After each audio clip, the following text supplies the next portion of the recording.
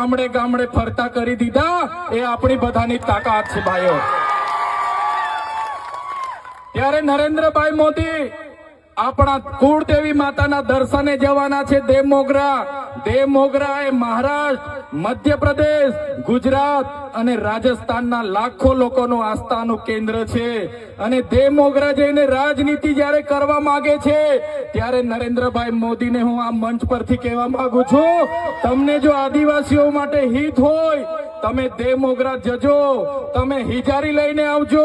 તમે મોવડાનો ચોખ્ખો દારૂ એક બોટલ લઈને આવજો, તમે એક મરઘો લઈને આવજો, એક બકરો લઈને આવજો,